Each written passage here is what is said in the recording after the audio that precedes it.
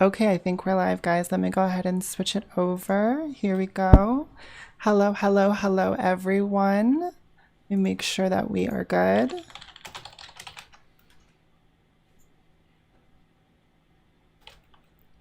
Okay, we're ready, guys. Okay, so we're going to go ahead and get started. I am Mistress Fox, and today we are doing the Trans Voices panel. We have some amazing guests with us here tonight. I am super, super excited to have them with me. We're going to go around. They're going to introduce themselves. They will tell you their pronouns, and we will get started with our questions. So I'm going to go ahead and start with our guest of honor, Peppermint, which I'm sure you all know. So just say hi, Pep, pretty much. Hi everyone, I'm Peppermint. My pronouns are she, her. Thank you so much, Jupiter. Hi everybody. My name is Jupiter. My pronouns are also she, her. Okay, Annie. Hi, my name is Annie Kravis. My pronouns are she, her, or they, them. Okay, Hobo House for me. Hi, our name is Hobo Hoss, and our pronouns are he, him, or they, them. Great. Red Ivy, go ahead for me. Hi, my name is Ivy, and my pronouns are she, her. Great, thank you so much. Okay, so it's so nice to have you guys all here today. Again, like I said before, my name is MstrssFox. I don't know if I said my pronouns or not, but they are she, her, and they. So I can use those as well for the duration of this. I just, again, wanted to thank you all for coming. I really wanted to have this conversation and moderate today for the intersectionality between drag and being a trans woman, because I feel like this comes up a lot in pop culture. It comes up a lot in people who appreciate the drag scene. And I wish it's something that people were a little bit more educated on. So I have some questions for people, but just as a little icebreaker, I wanted to ask everybody as we go around here what your favorite trans performer is. So this can be somebody that's a drag performer, obviously, but it doesn't have to be. But I would love to know, just to share the love a little bit with our own community, who your favorite trans performer is. Pep, who is yours? Uh,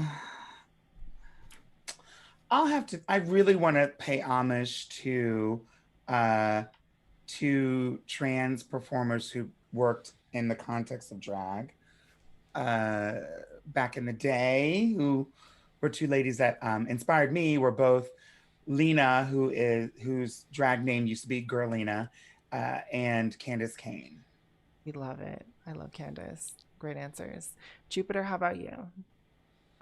One of my top like trans performer icons is here. It's Peppermint, which is sickening. We love And then Peppermint. I'd also say the trans people within my community and within the scene that I see currently, within Miami or even Chicago's queer and trans drag scene, the non-binary performers, the femme performers.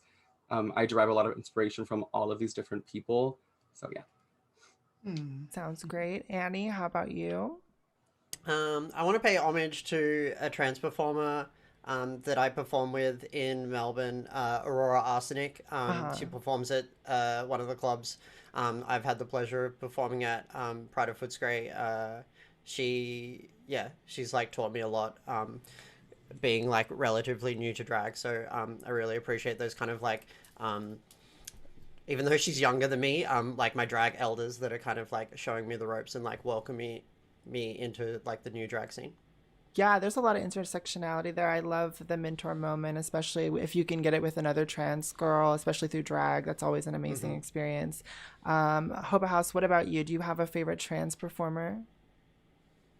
I think for me, because I have started so recently, it's the people in the Dallas area who took me in so quickly. Danny Foxtrot and Faye King were two people who reached out to me really early on and really helped me out and built my confidence a lot. Absolutely, that's amazing. We love a local community. How about you, Red Ivy? I think my favorite one would be I really adore Carmen Carrera. She was in season 3 of Drag Race. We love When Carmen. yeah, ever since I saw her on Drag Race the first time, it was my first season too of watching Drag Race, and I loved her. So yeah, I think she would be my favorite. Absolutely. Who is my favorite? Oh, this is such a hard question for me because there are so many amazing trans performers. Um, I don't know. It's too hard for me. I don't want to choose. I don't It's want to hard to choose. single people out. It But is. can It I throw is. another one in?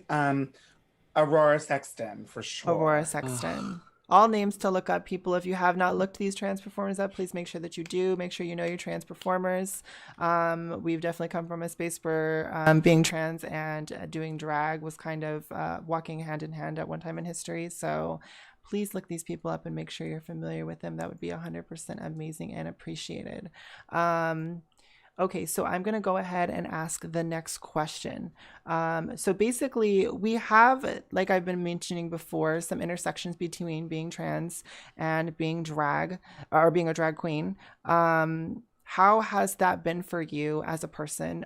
Because I feel like for some of us, it's kind of difficult. I come from a background of being in pageants and being in the court system specifically, like the imperial court system. So for me, I had to learn quickly. It was a lot of money. When you go into pageants, it's like bam, bam, bam. And then on top of that, being trans, I feel like you're always kind of questioned about the seriousness of your craft. Like, is this just you wanting to be pretty and play in makeup? And, you're a girl now and all of these other different things. If you're somebody who presents as female, specifically most of the time in the pageant scene.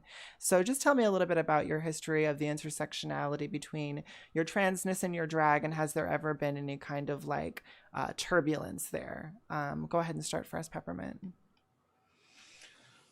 Yeah, I mean, yeah, there definitely have been moments. I think the moments that caused turbulence or a disturbance in the force are probably um were usually, in my opinion, coming from outside sources, coming from other people, not necessarily from within. um I, from the my earliest moments doing drag, I mean, I did drag before I medically transitioned, that's for Mm-hmm. sure, and I probably did drag for the first few times before I ever even really had it, like a developed notion of being trans, at least with, like, by conventional standards. I was Yes. knew I was the same person, but in terms of belonging to the trans community and having a notion of transitioning, whatever that means, I was doing drag long before that. And so, my persona identity really preceded all of that. And so it kind of provided, I've spoken about this before, it's provided cover for me to figure out who I was and what I wanted to be and how I wanted to be seen, and how I connected. And it was because of doing drag that I knew that, okay, I was certain, okay, I'm this woman. And it was just figuring out how to get to that point. Um, so drag really led the way for me for a long time. It wasn't until I came out as trans that I felt the pressure to reconcile those two things. Mm-hmm. And, I remember people telling me, you know, you can't do drag and be trans. Yeah. There are those people. Yeah. And so I remember hearing that. I remember people, like, kind of like, I guess you would call microaggressions, people asking me, you're not real, why are you at the store dressed as a woman today? Are you doing a show? Mm-hmm. Things like that. And so I'm sure that those are things that a lot of trans performers hear, especially earlier in their transition, in their Absolutely. medical transition. So yeah, there were moments, but it wasn't until later that I felt like I had to kind of justify one or the other, which is the shame. Yeah, unfortunately, that is usually a shame. And you're right. It's usually until you make that declaration, I think, that absolutely you start getting people who are feeling a certain way about your choices, which is crazy. How about you, Jupiter? How was it for you? Was it a tumultuous situation for you? So I created the character Jupiter Velvet as kind of like this escapism thing, this Mm-hmm. character where I can live out this like teen girl, Lizzie McGuire, Y2K adolescence that I was robbed from growing up in like Venezuelan and Caribbean, Cuban household. Like machismo, toxic masculinity was rampant. So I was never able to express those things. And I was very much like scolded and like spanked and stuff. I mean, it's really common in Spanish cultures, but whatever. Uh-huh. Um, and yeah, I was just like kind of like not allowed to be femme. So when I discovered drag, it wasn't necessarily so like it wasn't in like the forefront that this was like gender. I was like coming into my gender. It was just like playing around with femininity and this energy I never got to expel. And then as time progressed, I realized I didn't want to take Jupiter off as a person. Like I didn't want to take this woman off at the end of the day and like go to bed with who I was before. I wanted to go to bed with Jupiter or this like femme persona at all times. Mm-hmm. And I've been medically transitioning now for a little over a year and a half now. And with that, I have had this like it's kind of a tumultuous relationship with drag, but it isn't necessarily because of my personal perceptions about how I feel about drag. I love drag, and trans people always have a space within drag and within the history of drag, no matter what RuPaul wants to say or anyone else wants to say. Like, it is what it is. But like hearing from my own trans community, like trans sisters erasing or trying to like mock the trans girls who do drag, I hear that a lot on like Twitter and stuff.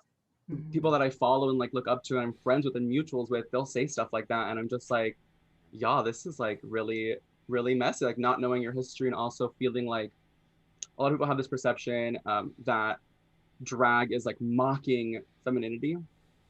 And it's like celebrating it in all ways. Like it is like, and it's not even just femininity. It's just like any gender performance or any sort of like expression that you put on that's like outside of yourself. Yeah, So absolutely. I guess now I'm reconciliating with that and kind of like finding my place, like enjoying it and redefining what it means for myself and not putting so much pressure, like trying to prove anything to anybody. Like I can be trans and be a drag entertainer, and those two can coexist. They're not mutually exclusive. Yeah, So absolutely. You said a couple of things that definitely like touched me to a point of like things that I've thought in my past, like the whole feeling of like what you and Peppermint had said of like if you find your transness after you've done drag, it's the situation where you're kind of growing into it and you're kind of a lot of steps ahead of other people, so you feel great about that. But at the same time, like you said, you don't want to take it off at the end of the night. And I remember Sonique saying that in the reunion episode that she had originally, and I think that was one of the first times that we ever had a trans person on Drag Race, and Sonique saying like, I just don't want to take off my makeup at the end of the night. And I remember thinking like that's exactly how I felt. Like I just didn't want to take it off because it just meant that you were like a different person. And I just can definitely relate to that. But yeah, some great points for sure. Annie, how about it for you? How has it been for you with that intersection? Well, I think I came to the realization I was trans, like other people, like through doing drag. Like, for a little while, I've been like, I guess, like doing drag for dress up parties or like, friends events or whatever. I tried that out a couple of times. And then, like in the last like year or so, I started playing around with like makeup more and like presenting like I originally came out as like gender fluid in August of last year. I was non-binary and I was doing drag, but then I remember I went to an event. It was like an open mic type thing, and I came in drag and I was using the name Annie, and I was like, it felt really good. And I remember coming home and like sitting in this dress, and I'm like I feel very comfortable doing this, and I don't want to go back to like being a boy or whatever. So I found for me like kind of coming out in stages like to friends and family, and also like coming out in stages as like from non-binary to a trans woman, and I still identify as like I guess like a non-binary trans woman. Like I came out in stages through that, but I really used drag. Like I love performing and everything like that, but it's also a safe space for me to like I guess like try on femininity and try out things like that. At least in my scene, like it's much more accepted for me to put on like a pretty dress and like get fully glammed up and like do that kind of stuff. Like in the space of like a queer bar, it's like much more terrifying when I then went to the stage. Like I just want to go to the shops wearing a dress, or like just go out like not in full drag, just kind of trying to do day-to-day femme. Like that was much more terrifying for me, but drag was definitely like a safe space for trying that sort of stuff on at first. Absolutely. I think the consequences are high in the real world, right? If you have somebody in public who's trying to specifically cite that you're trans or trying to Mm-hmm. exact violence on you verbally or physically, I think that that's just a much easier way to end up in trouble a lot of the time. So yeah, I think queer spaces a lot of the times for us and drag as a vehicle of art is sometimes easier for us to be like, well, I can do as many crazy things as I want and then see how I really feel about my identity as a person and my gender, because of all of the things that I've played with while I've done that. So yeah, I definitely think that's a great point as well. How about you, Hobo House? How does your transness and drag intersect? Um, I feel like with me or with us, it's interesting because I know that I was, if for those who don't know, we are a system, so our brains fragmented, and I know that when I formed, I knew exactly who I was, and I remember there were times I would pop out and I would just be thinking, I'm a gay man. And then someone else would hear that thought and would start panicking and would be like, I have no idea where these thoughts are coming from. And there would just be back and forth. And it wasn't until 2019 where I was the host the entire year. No one else can remember that year but me. That I got to experience the world without being a backseat driver. And I got to do everything that I wanted to do, but I learned a lot about how the world actually was. I suddenly was filled with doubts about stuff that I was so sure about, because when you exist in the head and everyone is always praising you and egging you on, it's, you know, a different life than when suddenly you wake up and you're in a different body than you thought you were in your whole life.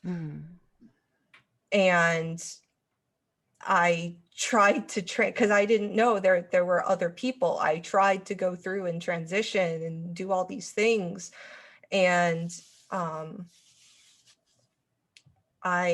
I just always knew that, like, I was this man and I had this green beard, and I just thought I need to reflect this outside. And so the first thing that I did was, I didn't even really know too much. I didn't have too many memories of anything else. I just knew what I wanted and I wanted to make it. And that's when I started finding everyone else's things. I found Sunny's Twitch channel. I found Bean's puppets.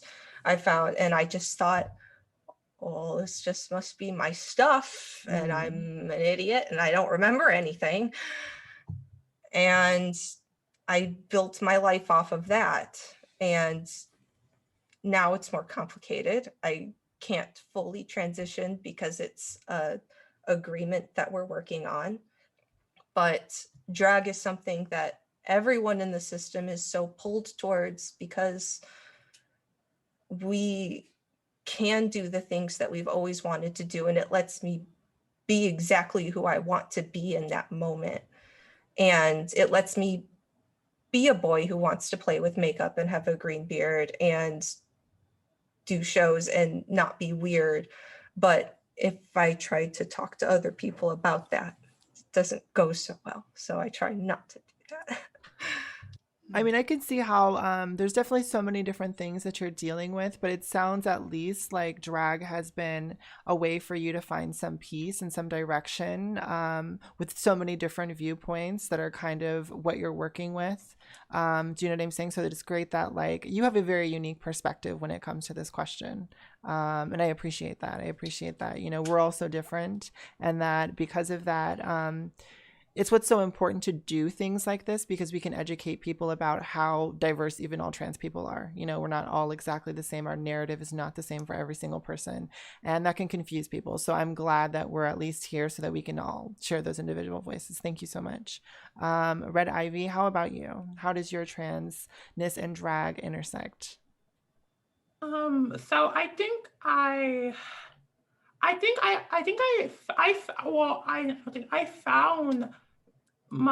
found I discovered being trans, I think through through drag, because I remember starting drag back in high school, where what I like if it was something like a play I was in, or like for Halloween I would dress up in drag, and I always felt so free when I would do that, and by me feel like and by like and it was through this feeling that I really kind of realized that this was that was who I was who I was as a person, that I was that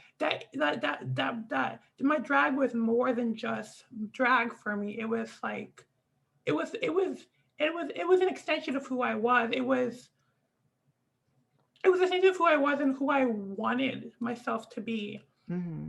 And so I really felt, especially over back in high school, I didn't do much of drag, but and it wasn't until I got to college where I dabbled more into it, and I created more. I dabbled with makeup more and more until I really discovered that like where I belonged, and that was where that's how and that's how I really felt, and that's how I really came to the conclusion that I was trans myself.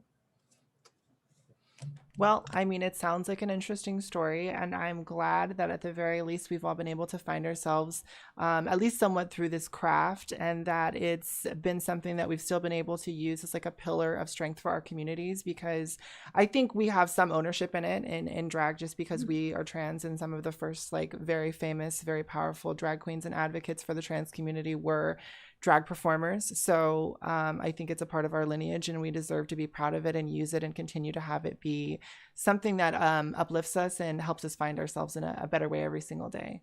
The next question on our list here is about Drag Race.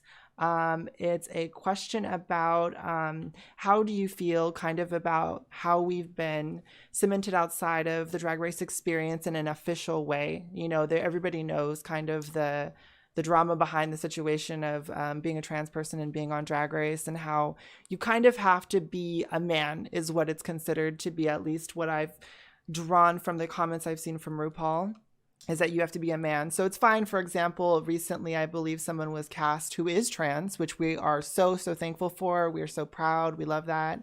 But I believe this person's trans mask also. So my question, I guess, is, do you think, well, first of all, how does that affect you, you know, the fact that there's this part of drag that's kind of keeping you out? Because I remember being in pageants a long time ago. Pageants were kind of the same way. Like, you weren't allowed to get certain enhancements, and they would specifically like cite you on it on stage if they knew. And it was pretty embarrassing. It was pretty extreme. So to see it on Drag Race is not that surprising. So my question really is just, how do you feel about it? And do you think that trans women specifically are still locked out of this option? Because it seems like they really want you to present like a man in the workroom, is my opinion. Like, they want to see like a very solid transition gender-wise between one identity and the other. So what's your opinion on that, Peppermint? What do you think about that scenario?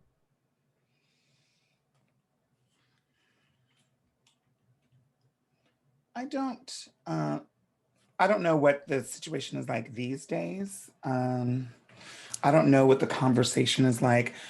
All I can say is, when I auditioned more than once, there was never any mention of trans or not on the audition tape. You know, and so there really wasn't a space. They didn't provide a space for anyone to talk about their identity directly. I mean, if you can say whatever you want, it's your audition tape. But what I wanted to do was answer the questions. I guess I just come from a sort of protective state of mind where, you know, if someone asks me my name, I don't tell them my name and address. I just tell them my name. And so I didn't want to give any more information other than what they were asking for. I just tried to keep it as exact as possible. There isn't like a playbook out that teaches you how to get on. I mean, look, if you're auditioning, if you do drag and you're auditioning for the show, it's because you want to get on the show. Obviously. And so there's no like rule book some people say you have to do this or don't do that, and people have tips and advice, but it's not like there's an actual playbook that they put out that says you have to follow these rules and then you can get on. Mm-hmm. It's really kind of anyone's guess. And so when it comes to the conversation about being trans, I never encountered any conversation about that. And once I auditioned, there was never an opportunity for me to talk about that. There's a couple things that we had to go through before arriving at the show. And none of those things really had any room to talk about being trans. Most reality TV shows have you do a psych evaluation, Mm-hmm. psychiatric evaluation, which I went and did. And, the questions I answered, I don't remember exactly what the questions were, but they were asking questions like, do you want to be a woman or something like that? And I was like, yeah, Yes. but I didn't, they didn't specifically ask, are you transgender? And so, but I didn't know if they would see the results of that or see the answers to the questions or use that information. They don't. I think they just are looking for verification that you are safe and healthy to go. And so when I got there, I knew that eventually I was going to have the opportunity to tell my story. If I had been vegan or any other thing about my identity, I would have been able to talk about it. If I had a moment with my family that was tragic, I'm sure that would have eventually come up. Mm-hmm. And so that's how I viewed it. I was like, let me focus on the drag. And then, because me just being trans is not going to keep me on the show, and it's not going to save me from anything. Yes. And it's not going to get me anything special. If season 9 filmed in 2016, the year after there was all this controversy, if anything, I thought that it would hurt my chances or reputation, and so I said, well, let me just again focus on the drag, and my drag will keep me here. Mm-hmm. My ability to perform will keep me here. How I perform in the challenges will keep me here. And so that's what I was really focused on. But very early on, within the first few days, we had a discussion and we were able to talk about it. And the cast that I was with was very open, and it was just a great conversation. And I felt safe enough to talk to these people who I had never met and disclose to them that I'm trans. And I came into the workroom trans. I started my medical transition in 2012, and I got cast on the show in 2016. And so, it's really tough. Looking back, there was never, it's only the discourse outside of the show. Mm-hmm. But again, there's never any rules that say you can't be trans. That would be quite discriminatory. Mm-hmm. And so I think they've gotten good at allowing us to censor ourselves. Mm-hmm. I think I want 1 million trans people to go. And now I don't know who they'll put on the show, Mm-hmm. but the more people that audition and show them fierce drag and an undeniable level of talent, Mm-hmm. then I think eventually they will put more people on who are trans. I think it shouldn't just be one person. It should be 4. Mm-hmm. It should be 5, 6, whatever. Like it should be as many as there could possibly be. And so, yeah, I know that there's some division and there's, there's it's contentious, the conversation around drag and trans and drag race and being trans. And I do think that it's good that they cast Mick on the show, who's the trans masculine performer. And the interesting thing is he's a drag queen. And so I think that's lovely, and it's fierce. It's historic, and it should be celebrated. Absolutely.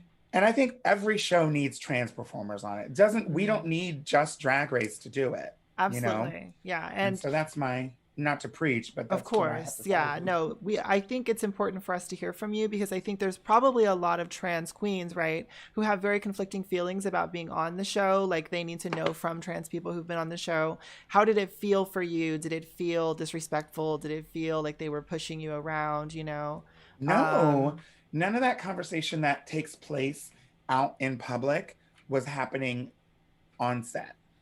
That's good. Once I disclosed to these people in conversation, and like they're really contrary to maybe popular belief, I don't really know. I never sat down and had like personal conversations with RuPaul. That's, Like yeah. that just didn't happen. And Yeah. so the conversation was really only between me and the people in the room, the other competitors.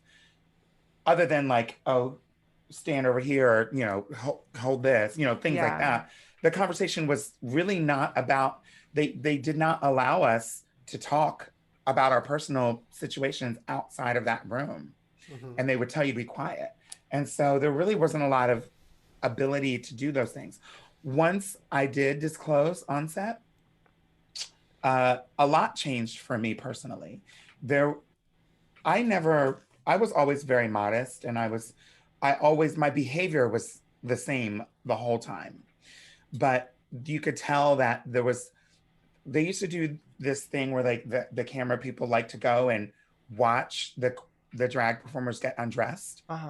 And I would always like remove myself from the room and like go behind, like blockade myself in the corner, because I didn't want to be naked. I'm not going topless.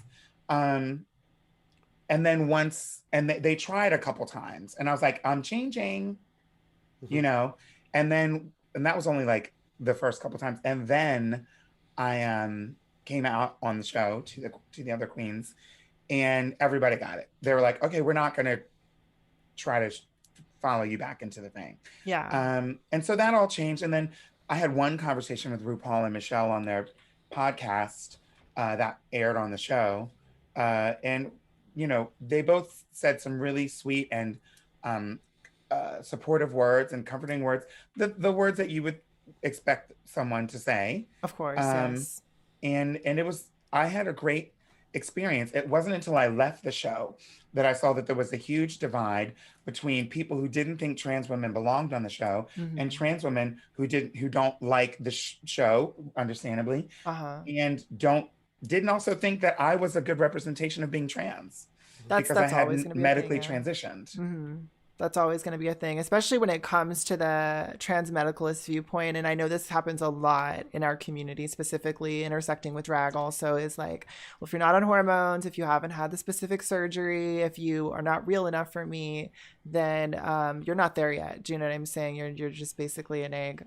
So thank you for those takes. It's some valuable information. And I think, again, trans people are always looking for direction when it comes to Drag Race. And like, should I try out? Should I put that energy in if I feel like it's a transphobic environment? But hearing your experiences, it didn't sound like it was terrible for you. And obviously you are greater because of it today. So thank you so much for sharing that with us. Jupiter, how about you? How is the whole Drag Race situation? How does that feel for you as a trans woman?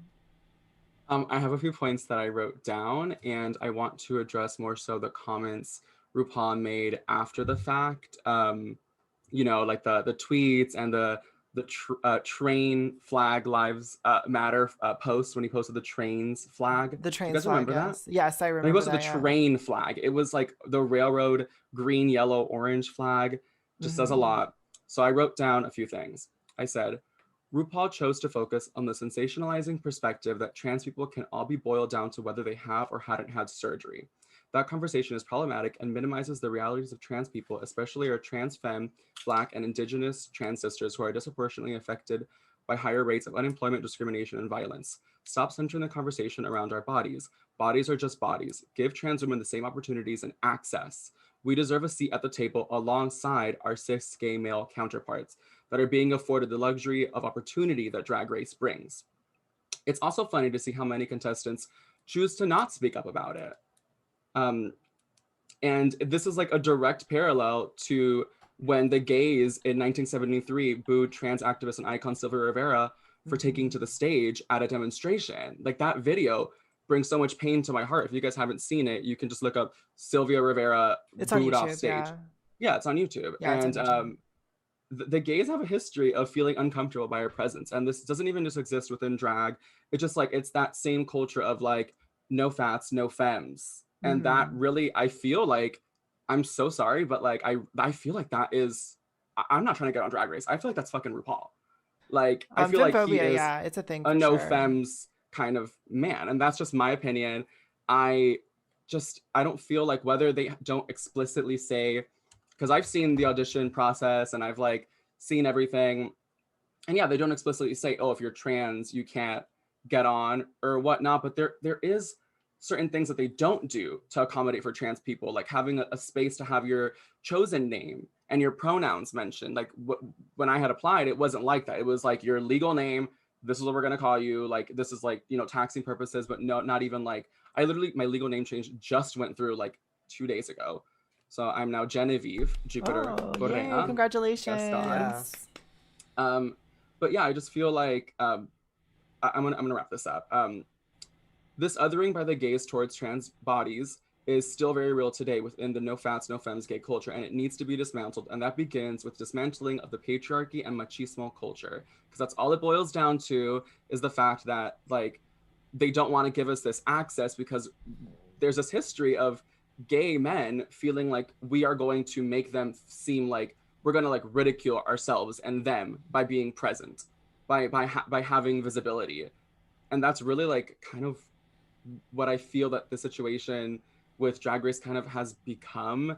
And I feel like directly within the social climate of what's happening now in the world and everything, it's really reflective of like, I mean, this next season better cast a lot of Black trans performers and Black and Indigenous performers, trans specifically, because if not, then like my opinion is not gonna change at all. Yeah. Like, and he hasn't, since the comments in like 2017, he hasn't done anything. He hasn't really casted. He casted like Gia Gunn in the in an All Stars, which yeah was affording her like, you know, seat at the table after the fact that she had, you know, been openly trans from the get-go, or it wasn't like she had to like come out on the show, essentially. Not to at all minimize Peppermint's experience, it's just a different kind of like narrative, and I feel like showing more of these narratives needs to happen, not just Peppermint and Gia's. And it's also like, it kind of like, I feel like RuPaul even doing that. I mean, RuPaul apologized, I think specifically to Peppermint as well on Twitter and stuff. I saw your Mike.com interview with that guy and you said that Ru had like apologized. And he made comments about like apologizing for what he did, and he like backed down. Yeah, it wasn't a direct apology. I never had a conversation with RuPaul about any of this after being on the show. I would have liked to. I know that Ru did apologize for that flag moment, and I think that's what I was referring to, because that had happened. That was all the same, like, month that all happened. It was like the same month, yeah. So yeah, absolutely. Well, thank you. I need to get on a call. Thank you so much for those thoughts, Jupiter. I love that you wrote it out and that you were really thoughtful with it. Annie, how about you? How do you feel about being in this situation with Drag Race as a trans woman who's also a drag queen?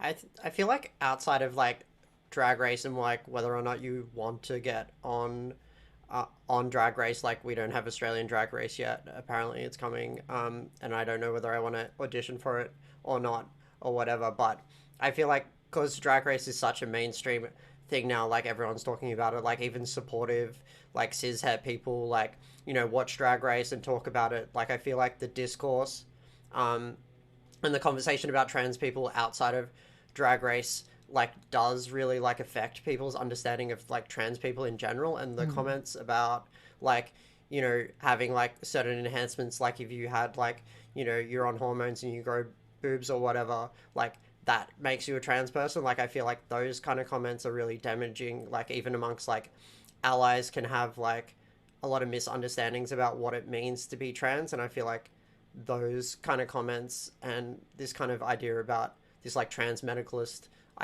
understanding of being trans like really, yeah, it like affects the conversation and like people's understanding of like me or like other trans people, for sure. And in some ways I feel like it erases like a lot of the trans people who have been on Drag Race as well. Like sometimes I see comments in the media about like, you know, we haven't had a trans woman on Drag Race. I'm like, we have. It's just like they had to come out like on the show like afterwards or whatever. But yeah, then it was like, more unconventional. There's like, you know, Peppermint, Carmen Carrera, Stacey Lane Matthews. Like there's so many Beverly like Hills. I mean, there's Sonique. like Sonique, yeah. So many, and also like non-binary people and like gender fluid which is queens on half that of show.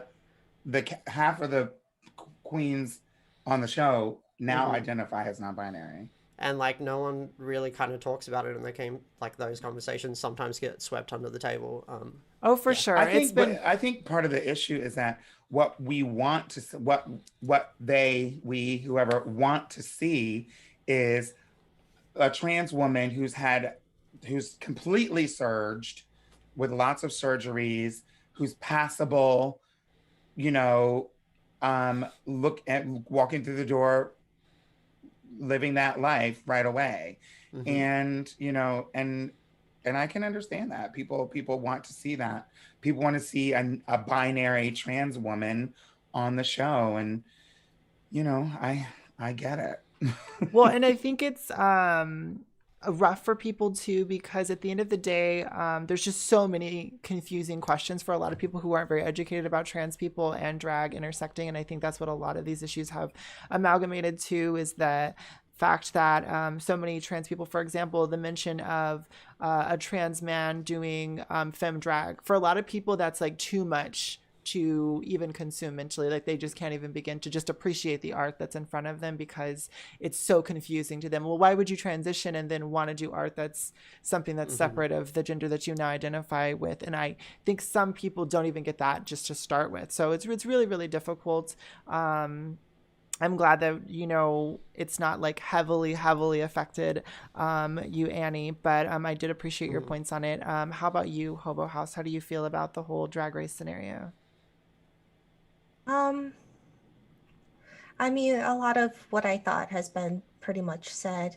Uh, I definitely feel like, as someone who is hesitant about going on hormones just because of other medical reasons, and like, don't want to take so much stuff that this is just gets fried, and that like mixing in my cocktail, I get very depressed over all the talk about what makes a man and what makes a woman in terms of a drag king and a drag queen, and just the binary ends. When I look at RuPaul, I see an aesthetic, and I see kind of like when you're it makes sense, but like go with me here. Like in Boy Scouts, when you're making those cars, that are gonna go down the road, like they all come out different, but they all look like the Boy Scout cars, like they all are different, but you can tell there's like at least a bit of a funnel there that's either created by the audience themselves and their expectations of what they want or what they think.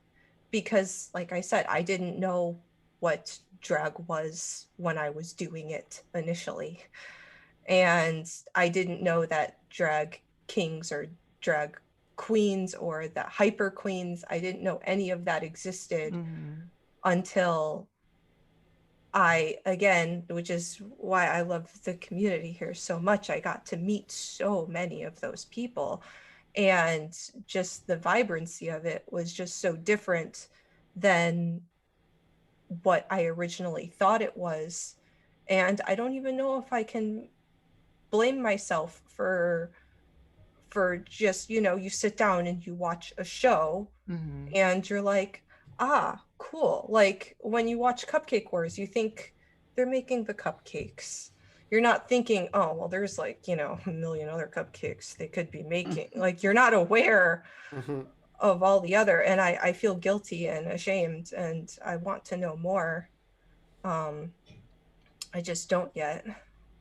Yeah, that's fine. I think it's, something that we can consume in a way that's safe and stable for us. I don't think everybody's ready to take all these issues on. That's fine, because there are people who are interested in advocacy like me who kind of deal with these things. And I think that we should let them take care of it if they want to. And then when you're ready to deal with those issues, it's absolutely something that you can take on and start kind of like weighing yourself in your own head.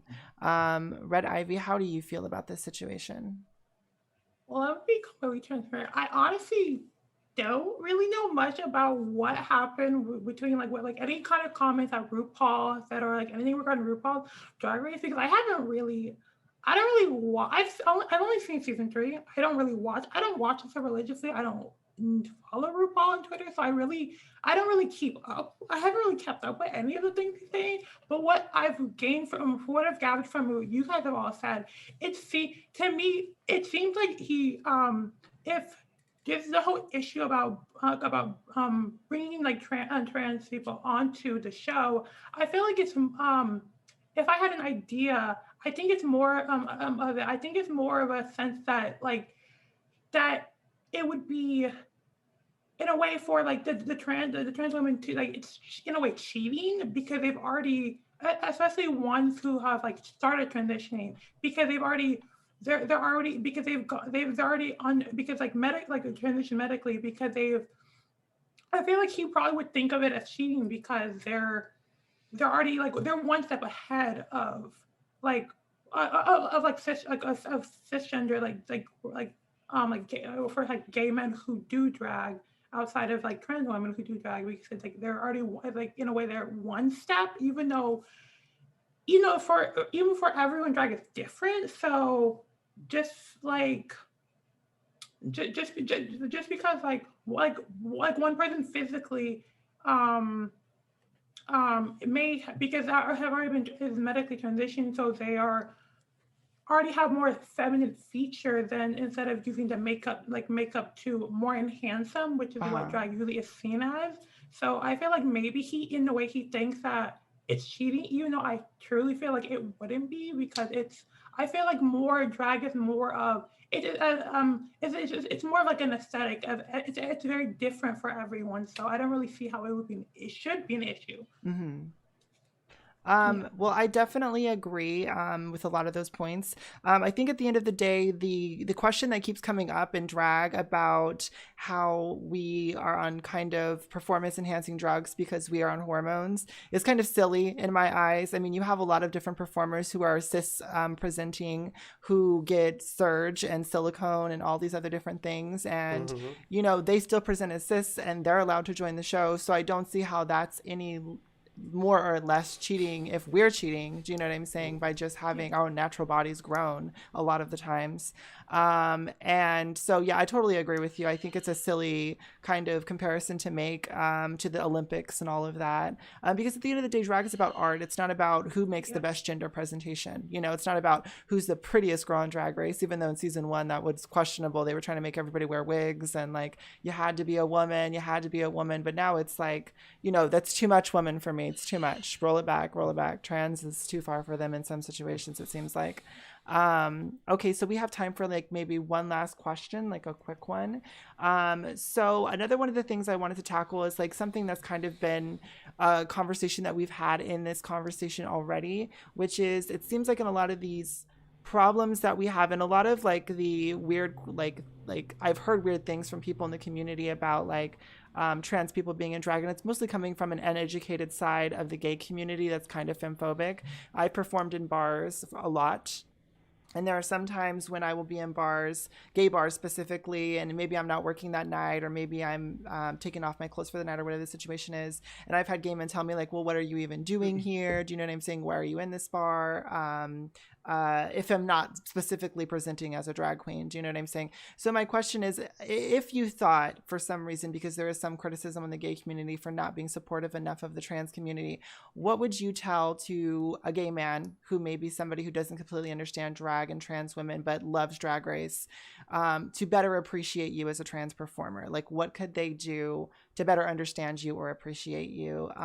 Is that give you more space in clubs, not assume things about you and your gender because of the way you present when you're performing, whatever it may be? What is like a small, just little tidbit you can give to our audience if they may be uneducated about these types of things, to make them respect trans performers a little bit better, if that's what they want to do? Go ahead for me, Peppermint. I think, making the atmosphere less gendered, making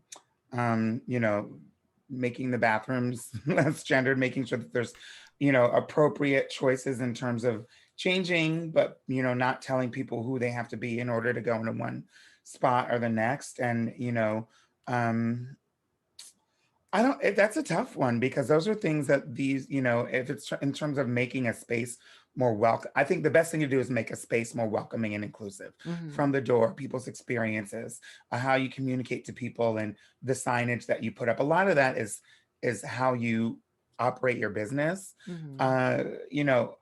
I don't know what to tell someone. I mean, if they're it's tough to tell people how to change their personal lives, in that same context. But I do, yeah, that's what I have to say. I say make the space a lot more welcoming and less assuming, and just see who comes in and enriches the environment. Okay, I think that's really great. I'm sure in your time on Drag Race and all the touring and stuff that you've done, that you've been in like gay bars quite a bit. Just a small tidbit from you while I have you always felt the same love and respect as a trans performer on the road, like performing for everybody that all the other performers who may be cis or otherwise Oh, have? yeah.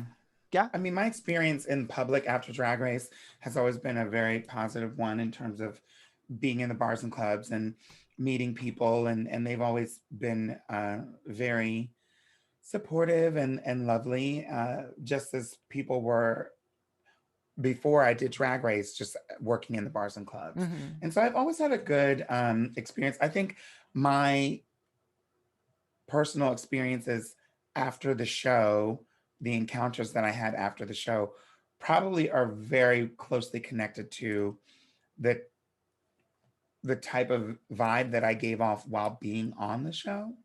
I people told me during my season it was quite boring. Maybe people still think that. I wasn't involved in any fights. Mm-hmm. Like I was just like there to just do the thing. And so, you know, I think that certainly benefited me after the show, because I think if I had said something really shady or something, then people would be using that, and Of course. We've you seen know, that happen time and time again with people who've been on the show. yeah. Thank you so much for that extra little bit of information. I did definitely enjoy that. Jupiter, how about you? I don't know if you've worked in clubs and bars and stuff, but how do you feel about the environment with gay men or other people who may not necessarily understand trans women in drag? I know personally one of the things I've dealt with is gay men grabbing my body parts, just as like a Mm. small little tidbit from me, where they would grab some drag queens and some drag queens would think that's funny, whereas I will slap you, if you do that to me because you don't touch my body without my permission. So how do you feel? What are some experiences you've had? Yeah. So definitely pre-COVID, I was a club performer, like exclusively, like doing shows here and there, well, pretty regularly actually. And yeah, I feel like the biggest thing is like realizing as trans people, wherever we land in the spectrum, that it isn't our job to expel the energy to educate someone on the spot at the club who is probably shit-faced drunk anyways. Mm-hmm. Like it isn't our like job to do that, which is something that I've like really learned over time with people who want to be like disruptive or ask intrusive questions or like just like act dumb. It's like literally pick up a book, like stop sniffing poppers and pick up a book, like service your community. Like it really is that. It's like they can just like live in like this like bourgeois fantasy and like become like capitalist queens, whatever, or not queens, gays, and just like enjoy the splendors of like heteronormativity and like just passing as a whatever. And it's like not knowing your history. Like pick up like Transgender History by Susan Stryker, like learn about trans women's space in drag and trans people's place in drag. And also Mm-hmm. realizing that I notice this a lot, and it's like AFAB people, femmes, particularly AFAB people, are so like not welcome in gay clubs and gay spaces. And it's Mm-hmm.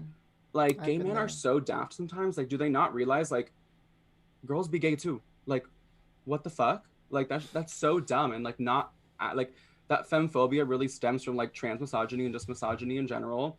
Like gay men refuse to like acknowledge their privileges. They want to seem like the everything is against them, and in reality, like a lot of the things that they have going for them are because of Sylvia, Marsha, and so many countless other people who have like created so many movements and like been the backbone of so many movements, only to be like tossed aside when we need assistance, when we need aid in any way. Like it's wild. Like anyone like watching this right now, you want to know how to be a better ally, inform yourself.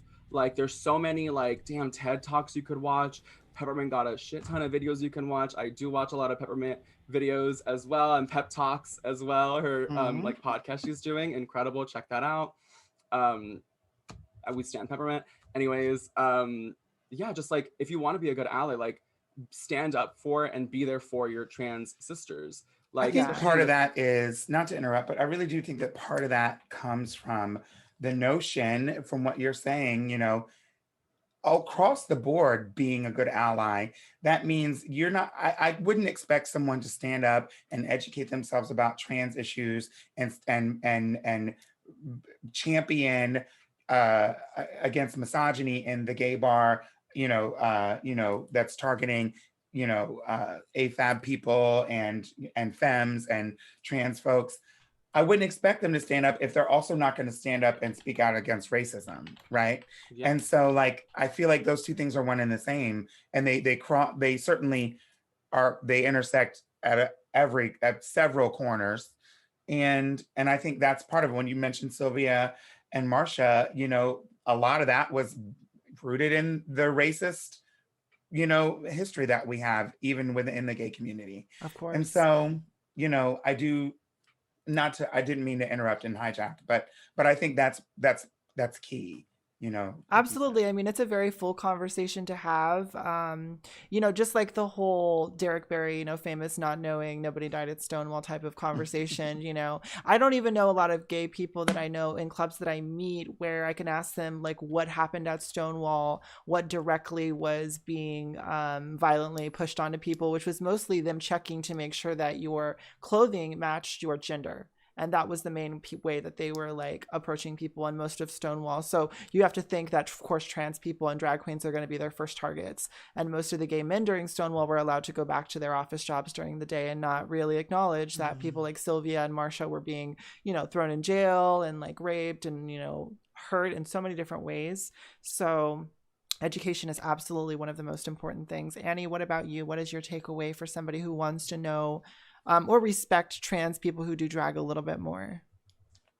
I definitely find like the way I was treated like at gay bars between like before I came out and when I came out, like there was a noticeable difference in the way like even like cis gay men treat women and femmes in those spaces. Like the stuff we don't really talk about is the fact that like I found like I would be interrupted and talked over much more now that I'm out as a trans woman. Like the way I'm like, there's all this kind of unconscious body language and like the way you're treated, like, you know, outside of like performing that like is really noticeable when like the space is so dominated by cis gay men. Whereas I found like the shows and the bars that are much more kind of intersexual and much more broad in terms of like the performers they book, like the atmosphere is much better. It's not nice being like the only trans performer in a lineup or whatever, because like that affects like how the dressing room is. Like it's so much nicer to have like, and why you should book like AFAB performers and kings and non-binary people is, and like, you know, not just like white performers but like people of color as well, is like the atmosphere in the dressing room is so much nicer. Like it's not just like talking about Grindr hookups the whole time. It's like listen, there are trans women on Grindr too, just a shout out, you know, just saying. Yeah. But I'm a lesbian, so it's just like there's like a whole other conversation. Of course, like, yeah, of course. It's very like mask focused sometimes in those dressing rooms or whatever. And I feel like I really love having like AFAB performers around me when I'm like around, because I actually feel like I have a lot more of an affinity with like, AFAB performers than with like cis men performing, because it's like we live our lives as women outside of, drag. And I love having those people around. So like booking other people like opens the space and like makes it more comfortable for us as well. So yeah. I definitely recommend doing that. I could absolutely see that. Yeah, thank you so much for that input. And I agree, like all spaces need to be a little bit more neutral, bathrooms, dressing rooms, everything. Hobo House, how do you feel about people respecting you and your transness intersecting with your drag, and how can they do that a little bit better? I feel like there's just piggybacking off of that, there's definitely like a difference when, because I have two distinct like there's like two distinct parts of like Dallas. That's like one is very like pageanty and stuff, and I got into some of those shows just because I won a pageant once. And so when I perform, it's extremely negative because the people judging really liked me, but a lot of the people in those clubs really, really, really, really don't like me at all. So I really had trouble doing those shows, but a lot of the smaller ones where there's, I perform with a lot of AFAB and like a lot of like drag monsters and that kind of stuff. Like it just feels a lot more comfortable because it's not about achieving a look or a style. A lot of it is just going out and having fun, which I think is the most important part. I just don't understand why people can't just go out and have fun. I'm just coping with the real world is so much different than I you know. definitely like identify with the non-gendered presenting sometimes, or just like the monster types, the the drag misfits are oftentimes, a lot of times for me, a lot more comfortable to hang out with because there's not as much expectation about like competition with gender performance as well. Do you know what I'm saying? Like, oh, well, are you achieving the most masculine or feminine? And if you're not, then you're kind of failing at drag in general. Yeah, sometimes I just want to try a weird makeup thing, but then it's like not, that's not how you do the wing. And then I, get nervous because I'm like, I've only been doing drag for the year that I was hosting. So, and this whole year I haven't fronted like at all really until hi, hello, how are you doing? So like, I'm like still catching up, and I'm just kind of like, I just don't understand where all this stress is coming from. I thought we were all just dressing up as what we wanted most. And I don't understand why things are considered cheating and not like, I mean, we take, antidepressants sometimes. Like, are we cheating then? Like, I don't understand. Like, there's just how deep does this rabbit hole go? I think people just generally look for reasons to be competitive because they're looking for reasons to feel validation in their art form. And I think sometimes for humans, the easiest way to do that is to compare themselves to others. But doing that oftentimes is super unfair because we're also unique and different, that you really can't even compare drag between one performer and another. And that happens a lot. If you ask people about trans drag queens from Drag Race, they're going to give you the same 5 or 6 names, right? And they're going to be like, well, she's the best one, or I like her because of this reason. She's the most passable, if that's the narrative. I remember when Carmen was in, it was all about like, who's the fishiest? You know what I'm saying? It's all about. And that wasn't fishy. even in the context of being trans. That was no, it wasn't. The drag entertainers. We didn't even know at that point that Carmen was trans. So, and it still was like her benefit. It was the thing that brought her back, right? Even when she got sent home. So it's like, it's really crazy to me that they took that away from her the minute that she announced that she was trans. And I remember she had some pretty harsh words with RuPaul herself because of the fact that she felt like she was almost betrayed. Like the same thing that gave her power eventually like kind of undid her in the end because of the perception that she's a woman now and she was on the show. So Ivy, why don't you finish this up and tell us how you feel about people respecting you and your transness while you're also a drag performer? Well, I honestly think the most thing that like people should really understand and respect is just as we said before, like information, like inform yourself, because information is key. Information is power. That gender is that in my idea, like I feel like gender is just a concept that should be broken down because and that everyone should just see. Like they should see beyond what a person's gender or sex is, and that they should just see them as a person and not as like, not have to label them as like, oh, you're like, but have to have the label of like, oh, you're like a man or a woman. Like I feel like that should just all be like that. Like it shouldn't have to be like it shouldn't have to be about sex or gender. It should just be about like you as a person, you on the inside. And I feel like that's like the one thing I've always like I always stuck by for myself that like I'm more than just like being I'm more than just a trans woman. I'm a person, and like I have a lot of it is real, and I try to always make sure people understand that so that they can respect who I am outside of my gender. That makes sense. I totally agree. I think that that's definitely some good advice. I just want to thank all of you so much for coming today and speaking to me about this issue. I don't feel like trans people ever get to have enough of a conversation about what we would like when it comes to how people perceive us in drag and how to respect us, and how people can have a more educational, like full conversation about trans performers and how we exist in drag, and we always have and always will, and there's nothing you can do about it, basically.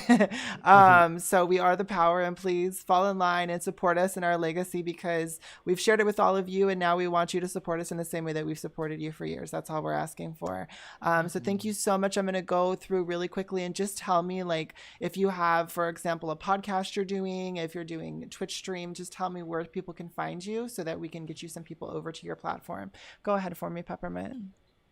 Yeah, I'm brand new to Twitch. I'd love people to follow my Twitch stream, and I have a weekly show there called Pep Talks, where we talk about, right now we're talking about classic Black cinema.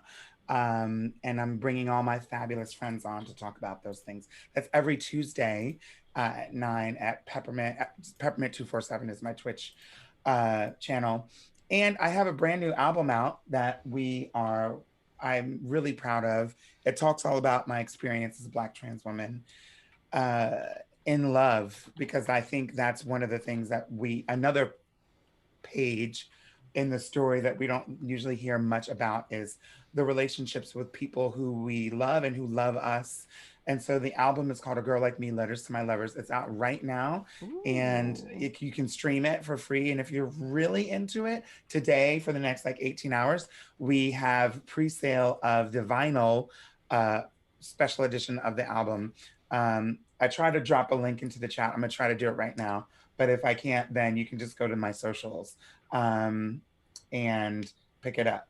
That sounds amazing, Pep. And it was 9 p.m. for your Twitch Eastern. show? Eastern. Okay, so Eastern. Okay, just wanted to make sure and clarify, because I know you said New York. Yeah. Yeah, honey. Yeah. Absolutely. And that music sounds amazing. I would hope everybody checks it out. We need more trans people in music. We need more of our voice in music. Please do so. Jupiter, how about you? Where can we find you out? What are you working on? So you can find me on all social media platforms at Jupiter Velvet. I stream on Twitch Monday, Tuesday, Wednesdays, and Saturdays, 9 p.m. Eastern Standard Time. And I have a podcast coming out early next year with my trans sister in Atlanta. I guess I'll just say who it is, but it's Ivy Fisher. If anybody knows who Ivy Fisher is, beautiful trans woman in Atlanta and performer.